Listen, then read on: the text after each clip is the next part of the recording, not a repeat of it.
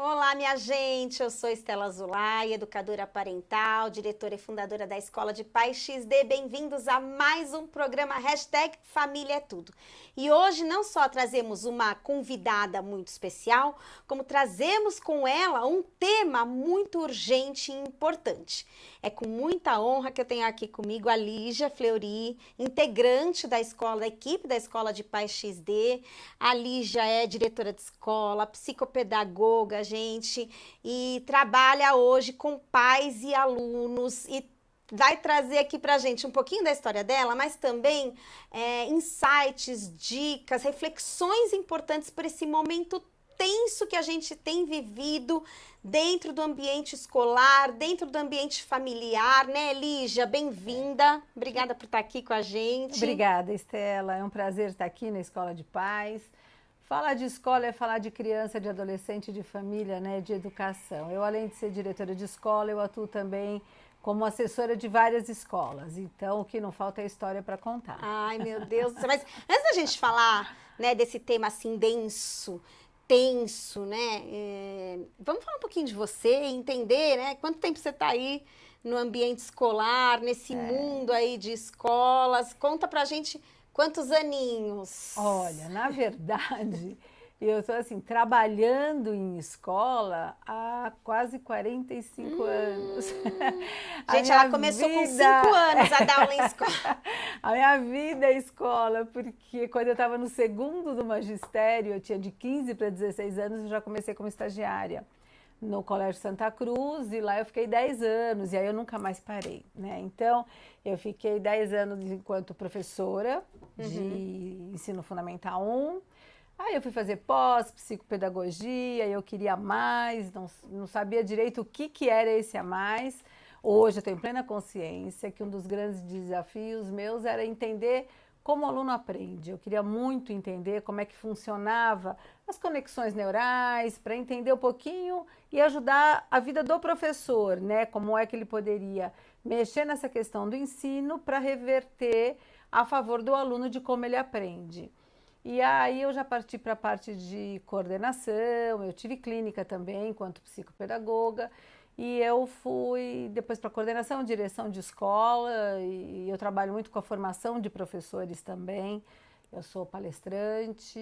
Isso é um tema, né? Formação de professores é um tema já de anos que a iniciativa privada já vem investindo nessa questão de formação de professores, né? Muito importante, né, Muito, Lígia? porque assim, na sala de aula, eu sempre falo isso, né? Os professores vão, fazem cursos, eles fazem a formação, mas fechou a porta da sala, está com eles. Então tem que ser uma formação que convença o professor que ele precisa focar mesmo em como esse aluno aprende, a motivação, né? E se a gente pensar, a sala de aula mudou demais, demais. E hoje, como um marco, eu diria que é assim, dá para dizer que é antes pandemia e pós-pandemia? Ainda não dá, porque a pandemia ainda não terminou, né? Ainda ninguém decretou o final da pandemia. Mas eu diria que é uma escola antes de 2020 e uma depois. Eu acho que houve muitas mudanças, muitas mudanças. Acho que a pandemia gerou uma outra pandemia dentro do ambiente escolar, mas a gente vai falar disso já já. Antes vamos falar da Lígia.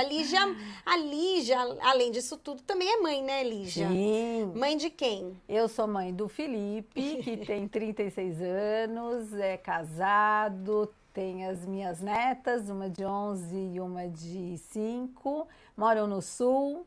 Ele estudou aqui na escola, nas escolas daqui até o ensino médio, depois ele fez faculdade nos Estados Unidos e depois ele nunca mais voltou. Quando ele voltou para o Brasil, ele foi trabalhar no Rio Grande do Sul e lá ele casou e tem a família dele.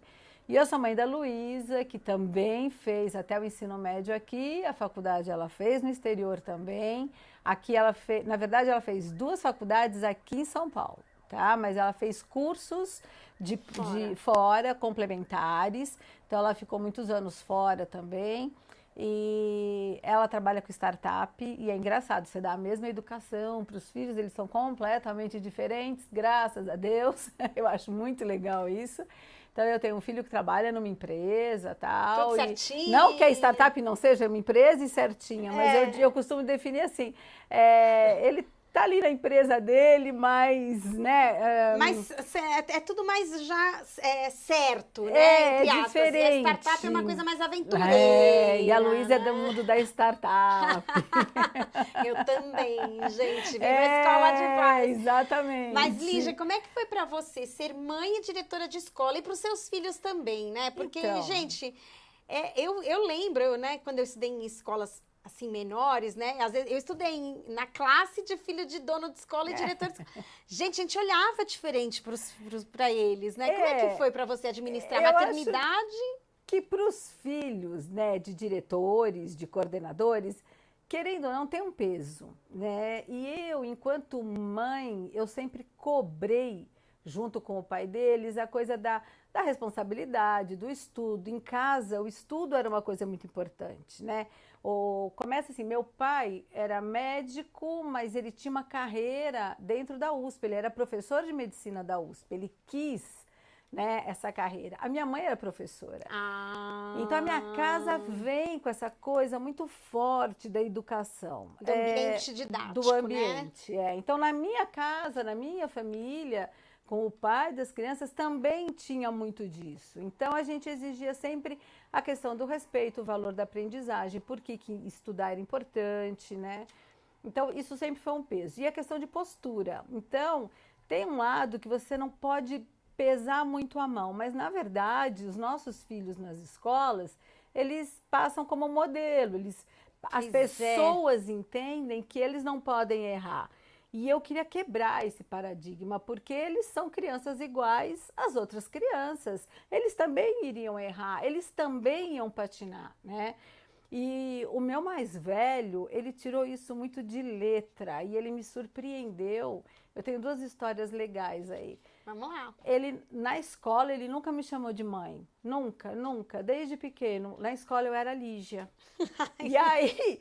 saía educada da escola, eu virava mãe, mas era uma coisa que foi dele, e assim, eu nunca questionei isso, né? Desde pequenininha, é a Lígia, então ele já separou isso, né? Que legal. Eu dei suspensão pro meu filho. Ai, gente! A diretora suspendeu o aluno, não foi a mãe que suspendeu o filho? Então, eu assinei enquanto diretora e como responsável quem assinou foi o pai, quando chegou em casa. Meu Deus. Então, eu tinha muito desse jogo, né?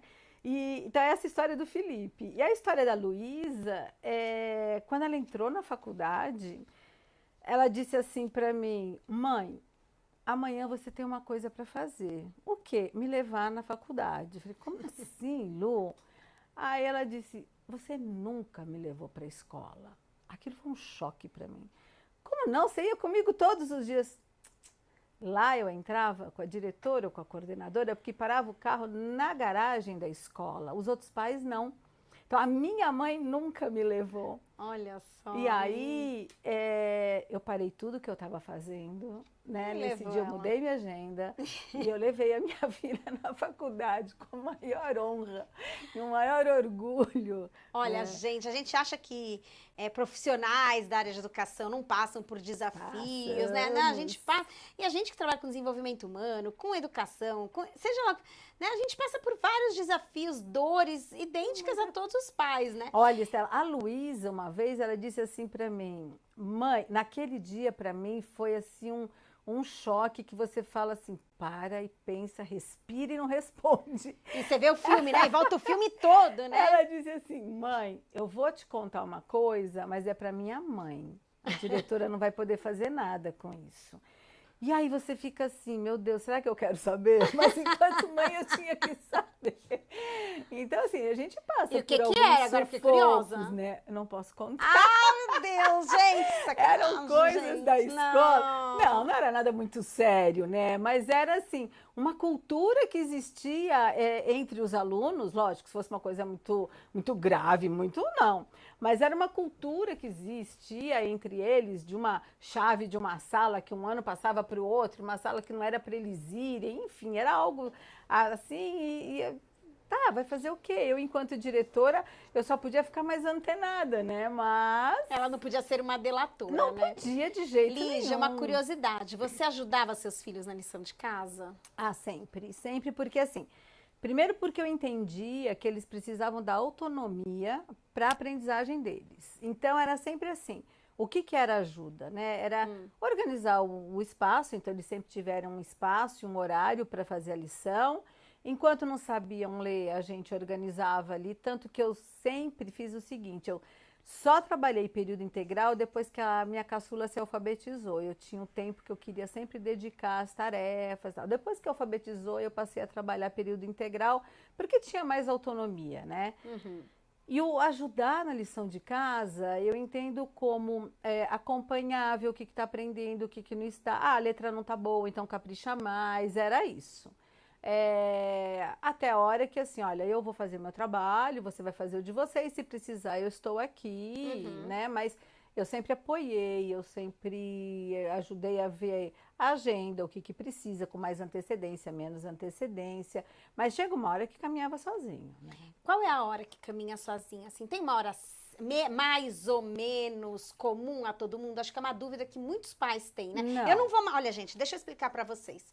Todos esses temas a Lígia vai trazer aos poucos para dentro da escola de pais, né? A lição de casa, estilo de aprendizagem. Então, vão ter vários conteúdos que vocês vão poder acompanhar durante todo o ano, esse ano, ano que vem, que a Lígia vem trazendo aos poucos para dentro da plataforma, tá? Aqui é só um insightzinho, né? Só para vocês saberem que a gente vai falar sobre isso, né, Lígia? Eu acho que essa questão, Estela, de tem hora certa... eu costumo sempre dar um exemplo, né? Adulto não anda de fralda e nem usa chupeta. Então, chega uma hora que tudo acontece naturalmente. Eu já ouvi essa frase assim, ninguém casa de fralda nem de chupeta, exato. Né? Então, chega uma hora que, lógico que você não vai querer um adolescente de fralda e de chupeta. Quer dizer, o que eu quero dizer é que chega uma hora que a coisa flui. E a autonomia, não dá para você esperar uma criança de 5º ano, 4º ano que precise ainda do pai e da mãe ali ao lado para tudo. Precisa do pai e da mãe para entender qual é a lição, qual é a dificuldade, como é que eu vou organizar. Isso sim, ou isso até é mesmo bacana. para manter a rotina, Exatamente. né? Assim, para não sair daqui. Exatamente. 4º, 5º ano, quantos anos? 9, 10 9, anos. 10 anos. Já gente, consegue 9, pegar 10 sua mochila e vai em frente. Muitos fazem isso bem antes, bem antes. Uhum. Normalmente o start tá com uma boa leitura, eles vão, sentam e fazem, né? Mas é muito importante que os pais, deixa eu ver sua lição, deixa eu olhar, o que você fez hoje e tal, para dar uma olhada como é que tá. O acompanhamento é imprescindível. Né? Você também tem um olhar para a inclusão, né, Lígia? Como é que é isso? O meu olhar para a inclusão, ele começou, eu acho que muito cedo, porque eu tenho 2 frases que eu me pauto muito nelas. Primeiro, tomar cuidado para a inclusão não ser a própria exclusão, né? Então, isso eu acho uma coisa muito séria. Se eu ficar nessa questão de pegar uma criança que tenha uma característica que mereça um acompanhamento mais individualizado, e eu não permitir que esta criança interaja com os colegas, porque senão não vão entender direito. Não, eu estou excluindo, eu não estou incluindo. A minha presença vai excluí-lo. Então, esse cuidado a gente precisa tomar. E eu só acredito na inclusão, isso é a minha frase que eu falo em todas as palestras, né? A inclusão ela só será realmente vista como inclusão quando, por exemplo, no mercado de trabalho, eu contratar pela competência e não porque é uma inclusão. Enquanto for a lei, você estiver na sua empresa e você contratar pelos 5% porque é lei, você não está de fato fazendo a inclusão. Mas quando você disse assim, olha, eu preciso no marketing de uma pessoa assim, e aí eu descubro que ali tem um autista que tem essa característica, eu estou contratando pela competência que eu preciso. Então vem, Então, aí mas eu a estou fazendo inclusão. sociedade não planta essa ideia de que as pessoas com alguma deficiência tenham capacidades, Porque né? não conseguem enxergar isso. E, né, eu acredito assim, obviamente que eu vou falar de uma deficiência intelectual com alguém que tem uma paralisia cerebral e que já está detectado que não vai haver aprendizagem, tá? Então, ali eu preciso olhar para quê? Para o cuidado, para uma questão de amor, de eu oferecer um carinho, porque é alguém que vai ser dependente a vida inteira, que nem a ciência está ali para dizer se está entendendo alguma coisa ou não, é uma outra coisa, é um caso gravíssimo. Mas o autista, ele tem capacidades inúmeras. Coloque um autista com um grau excelente intelectual para trabalhar numa questão de arquivo ou numa parte de história. Eles são leitores assíduos muitas vezes.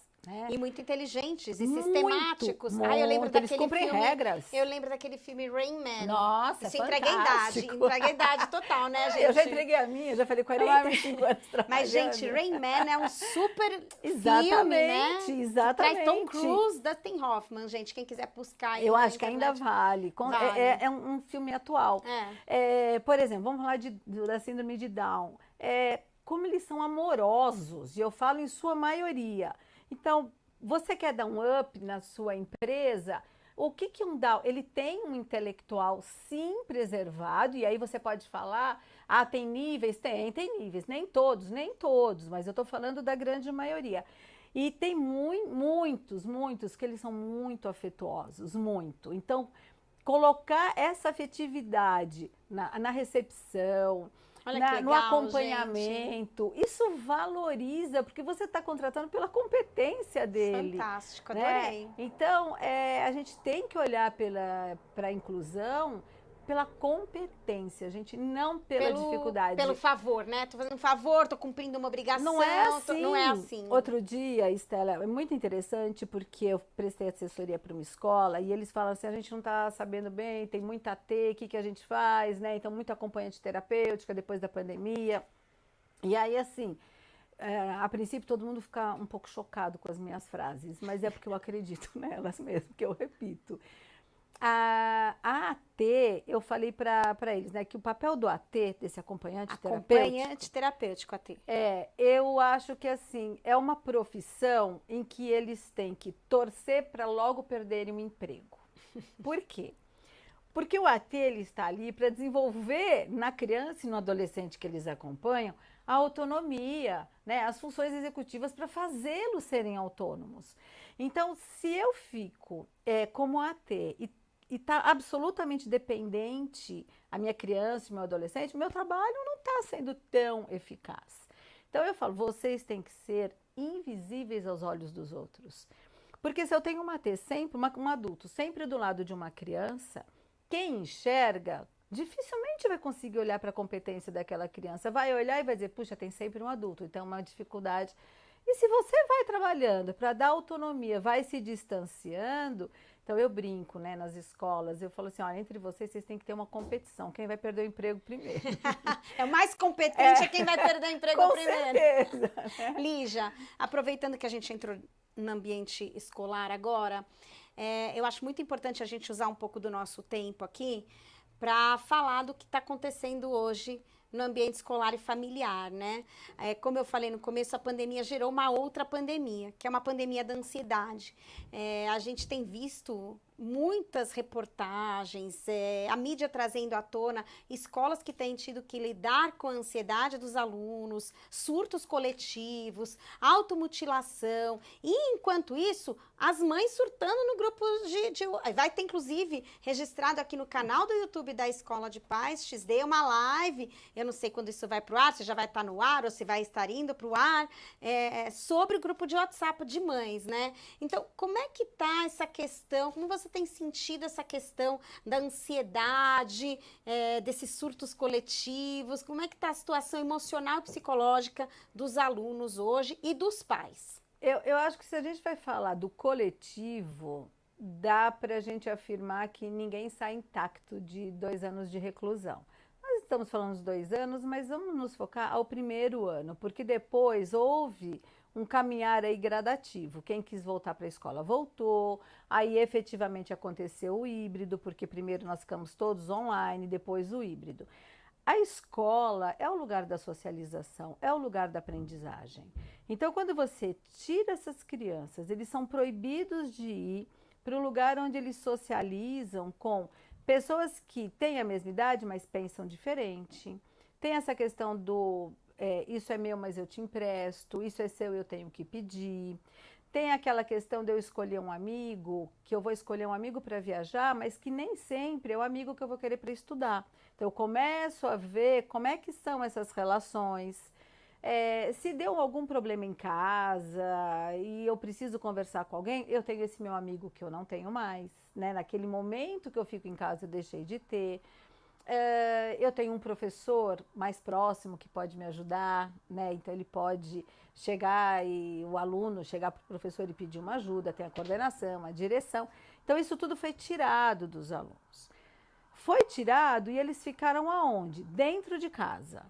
O que acontecia com as famílias nesse tempo de reclusão? Tinha que ter um espaço para que os adultos pudessem trabalhar. Com o quê? Com a tela, né? Então, fala aqui, tem fone aqui, tem isso. Aí, nem todo mundo teve a tecnologia. Tinha famílias que não tinham acesso sequer à internet. E aí, você começa aquela ansiedade. Eu não tenho internet, eu não sei o que está acontecendo no mundo, eu não tenho lição de casa, a lição não chega para mim. Ou mesmo se tem internet, tinha ansiedade, minha internet caiu. Caiu o tempo inteiro. A frase que a gente mais falava nas escolas ai, travou, caiu. Ai, não sei o quê. Né? Era uma coisa assim, era muito complexo tudo isso. E por que isso gera uma ansiedade? Porque eu tive que aprender a viver diferente. E para muita gente não foi legal, porque foi um isolamento forçado. No meio de tudo isso, crianças e adolescentes viam as estatísticas e viam famílias, né? Nós tivemos realmente famílias que foram devastadas pela perda de pessoas que realmente adoeceram, né? Tem gente que hoje, assim, sobreviveu, mas teve sequelas. Eu acho que, assim, pós-vacina as coisas melhoraram bastante, mas antes era um bicho invisível, né? Você sabia que ele poderia estar ali, mas você não sabe se você estava fugindo dele ou não. Sem contar as perdas financeiras, a agressividade que presenciaram tudo em casa. Tudo isso, né? Então, assim, perderam empregos, fecharam empresas, os pais, que às vezes tinham uma condição financeira boa, ficaram endividados porque tiveram que fechar as portas. Então, quantas famílias perderam o emprego? Como é que você está sentindo as consequências disso agora nas escolas? Como ela tem se manifestado? Você percebe alunos que você diz que eram pessoas equilibradas. Hoje em dia a gente fala, nossa, está mais surtado, né? O que é esse surtado? Você percebe, você estava falando de crise de ansiedade. Você percebe uma crise de ansiedade não só no momento de avaliação, de nada disso, mas a gente percebe crianças e adolescentes que, de repente, do nada. Então, assim, a gente está olhando hoje muito mais para o que a gente chama de gatilho, tá? Uhum. Porque a gente tem visto crianças e adolescentes que, de repente, precisam sair de uma sala de aula, porque está passando mal. Então, precisa beber água, está com falta de ar, precisa caminhar. Que loucura. E a gente tem trabalhado nas escolas com essa questão. Vamos ver qual foi o gatilho. Você estava em aula do quê? Isso te remeteu a quê? O que aconteceu ali? Então, você tem uma ansiedade muito maior. E os pais, como é que você tem visto a consequência? Os pais têm sabido lidar com isso? Como é que tem sido a comunicação, pais-escola? Olha, Estela, eu acho que assim, famílias que têm uma condição de enxergar isso e falar, vamos tratar, vamos conversar, então vai na escola, conversa com a escola, vai para uma terapia e tal, consegue enxergar para isso e entender que isso é consequência de um período em que houve uma perda. E assim, um detalhe, né, pessoal, é uma perda que é irreparável, porque você só tem 13 anos uma vez, você só tem 8 anos uma vez. Então, não é que eu deixei, por exemplo, de fazer uma viagem esse ano e o ano que vem eu vou fazer a mesma viagem. Né? Eu só tenho 7 anos uma vez na vida, eu só tenho 15 uma vez na vida. Aquilo que eu perdi porque eu fiquei preso dentro de casa... vou chorar você falando assim. Eu não vou resgatar daquele... É muito terrível, eu não vou resgatar daquele jeito, eu vou viver de um outro jeito. Então, é muito triste isso, né? E isso gera o quê? Gera ansiedade, gera síndrome do pânico e tem um agravante, Estela, você está me falando de crianças e adolescentes, tem os adultos que são professores e que você percebe também porque sofreram perdas também. E professores são seres humanos, né? Isso é uma coisa que eu sempre tento trazer. As pessoas esquecem, né? As pessoas esquecem, né? São seres humanos que têm famílias. Exatamente. Né? Que tem... Lígia, Fica aqui uma dúvida, né? Assim, o quanto os pais e a escola devem cobrar de resultados dos filhos e alunos, né? Em termos de nota, em termos de resultados mesmo, ou ai, gente, como é que fala? De desempenho, né? Desempenho escolar. Como é que fica essa cobrança, né? Porque cobrar nada não dá. Cobrar muito não dá. Como é que é o tom certo, né, pra gente? Até como mãe tô perguntando. O tom certo, Estela, eu acho que é aquele que tem que nortear a vida de todo mundo. Chama-se bom senso. Não tem outra receita. Porque, assim, eu ouvi de um adolescente uma frase faz 1 mês e meio. Eu achei isso muito bacana, muito bacana. Estava conversando com ele sobre desempenho, né, como é que foi. E ele disse assim para mim, sabe, Lígia, 3º ensino médio, gente, se eu soubesse hoje o quanto colar da internet nas avaliações que eu fiz em casa teria me prejudicado, a minha postura teria sido outra. Porque eu perdi 1 ano e meio de aprendizagem. Eu queria nota. Então, assim, é uma frase muito linda, muito consciente de um adolescente de 16 anos, mas é muito triste, porque a escola ficou brigando nesse tempo todo para não cola, não vai, senão a gente não consegue te ajudar. E é difícil, porque o adolescente ele tem uma coisa da onipotência, né? Agora, tem um elogio que eu preciso dar, que é para os pais, Estela, que eu acho que, assim, principalmente do pessoal de alfabetização. Se você me perguntar qual é a turma que mais me preocupou nessas aulas online, era o pessoal de 6 anos, que era o pessoal da alfabetização. E, de repente, os pais foram alfabetizadores, eles foram muito parceiros dos professores, aqueles que tiveram a aula online. Uhum. Agora, tem um buraco negro, né, Estela, como consequência disso, e a escola tem que olhar para isso, e as famílias, a sociedade tem que olhar para isso. Apesar de nós termos, e eu falo apesar mesmo, escolas públicas maravilhosas, com professores de uma competência ímpar. Existe uma defasagem, mesmo que em escolas particulares você não tenha, em algumas, tantos professores bons como da rede pública e vice-versa. A gente precisa entender isso. Você tem professores muito bem qualificados na pública e na particular, né? Mas você tem um sistema aí, e eu falo que infelizmente hoje a gente tem um abismo enorme, a gente precisa suprir isto, né? Então, houve um buraco aí, sabe, uma questão, um gap enorme, a própria palavra depressão mostra isso, né? A gente tem isso, né? E precisa se resgatar isso com urgência, com urgência. Acho que são tantos desafios, né, gente? Aqui, infelizmente, a gente vai ter que caminhar para o fim da entrevista, mas a gente podia... Já? Quase meio... Pedro, quanto deu aí já? 27. É uma coisa impressionante, né? Assim, eu tô proibida de me estender, né? Porque senão o povo não assiste depois, aquele negócio. Mas eu fico aqui o convite, gente. A entrevista começou e acabou, mas... As redes aí oferecem oportunidades dos pais adquirirem conhecimento, de se criar essa rede de apoio, né? Cada vez mais. Então, Lígia, eu quero que você deixe aqui as suas redes para as pessoas te acompanharem, te seguirem. Você faz um trabalho bonito nas redes, você tem um projeto pessoal também fora da Escola de Pais, né? Que é o Planeta Letra, né? Rapidamente, só do que se trata, assim, vão me matar aqui. O nome Planeta Letra é porque eu tenho um sonho de nós vivermos todos num planeta letrado, né? O meu sonho é acabar com o analfabetismo. Esse é o meu grande sonho de educadora, é algo que me emociona muito. A gente viver num país e num mundo em que haja pessoas não letradas, né? E, infelizmente, tem pessoas que acreditam que não existem mais pessoas que não sabem ler. Nossa. No mundo de tecnologia, né? Onde a gente fala, assim, de chip que você vai implantar o chip na mão, não vai precisar nem do celular mais para fazer pagamentos. E de repente tem gente que não sabe nem escrever o próprio nome, mas isso é uma realidade. E quando você não escreve seu próprio nome, você não faz o que eu chamo de, eu e outros educadores e outras pessoas, leitura de mundo, né? Você precisa aprender a ler o mundo. Você é autor desse mundo. E se você não consegue entender o lugar que você ocupa, e se você não souber ler e escrever, isso é algo que não te traz, né, esse mundo maior, essa possibilidade maior. Então, eu tenho o Planeta Letra, que é por lá que eu faço as minhas palestras, né? É ligiafleury.planetaletra, é arroba, né? ligiafleury.planetaletra no Insta, né? No Face eu tenho o Lígia Fleury Educação, é um blog de educação.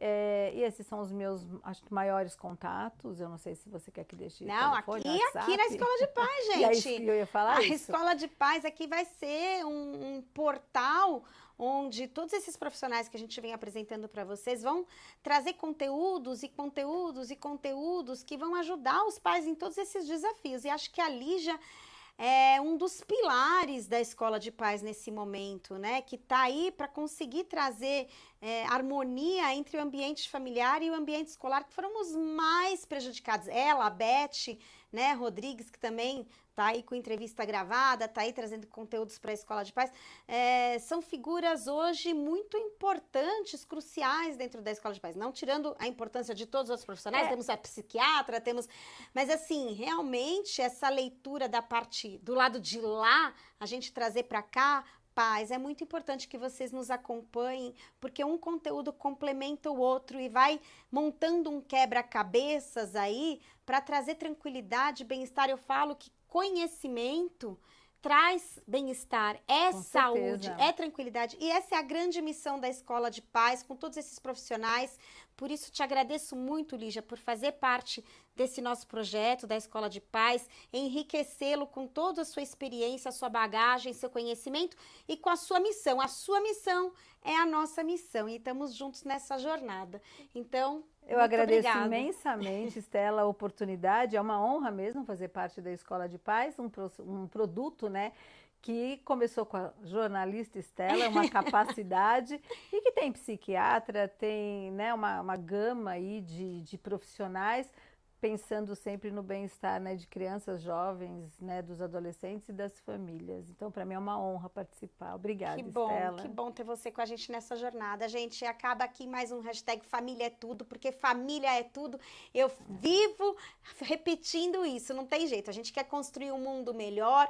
Construir um mundo melhor precisa de pessoas melhores a gente começa a construir dentro do ambiente familiar, é dentro de casa, é na família que a gente começa a construir um mundo melhor. Então fica aqui o convite para vocês se inscreverem aqui no nosso canal do YouTube da Escola de Paz XD, ativem o sininho, o lembrete para cada vez que a gente publicar um conteúdo novo no ar, você receber um aviso e a gente criar esse grande movimento de educação parental para contagiar famílias e o Brasil todo rapidamente, fazer uma transformação social incrível. Gente, um prazer mais uma vez e até a próxima.